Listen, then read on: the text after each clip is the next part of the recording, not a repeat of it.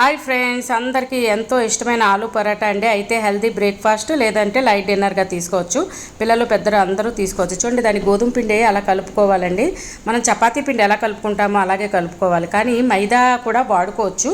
నేనైతే గోధుమ పిండే వాడానండి. దానికి చూడండి, మనం స్టఫింగ్ కోసం బంగాళదుంప మెత్తగా ఉడికించి తీసుకుంటే చాలా బాగుంటుంది. దానికి చూడండి, మెత్తని దుంపని అలాగా స్మాష్ చేసి ఒక బౌల్లోకి వేసుకుని ఉప్పు, పెప్పరు, అలాగే జింజర్ పౌడరు, గార్లిక్ పౌడరు, ధనియా పౌడరు అన్నింటికన్నా కూడా ఒక 2-3 స్పూన్స్ ఎక్స్ట్రా తీసుకుంటే చాలా బాగుంటుందండి. కొద్దిగా చాట్ మసాలా ఇవన్నీ వేసి శుభ్రంగా మిక్స్ చేసే ముందు కొత్తిమీర అలా సన్నగా తరుక్కుని వేసుకుని చక్కని బాల్స్లా చేసి ఉంచుకోవాలండి. ఎందుకంటే మనం చపాతీలో పెట్టి వత్తాలి కదా, ముందుగా చూడండి అలా బాల్స్లా చేసుకుని మనకి ఎన్ని కావాలంటే అన్నీ మనం తీసుకున్న క్వాంటిటీ బట్టి ఎన్ని అయితే అన్నీ అలా చక్కని బాల్స్ చేసి ఉంచుకోవాలండి.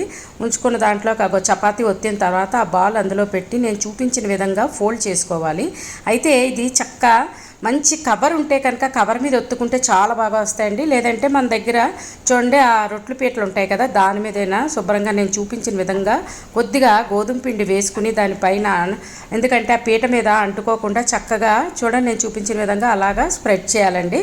చపాతీలా ఒత్తేసుకున్న తర్వాత మనం ఎన్ని కావాలంటే ఎన్ని అయితే అన్ని చపాతీలా ఒత్తుకుని పక్కన ఉంచుకుని పెనం వేడెక్కించుకుని చూడండి ఆ ఒత్తుకున్న ఆలు పరాటాలన్నీ కూడా అయితే బటర్తో కానీ లేదంటే ఆయిల్తో కానీ రెండు పక్కల చక్కగా ఎర్రగా కాలే వరకు కాల్చి తీసుకుంటే సూపర్గా ఉంటాయండి.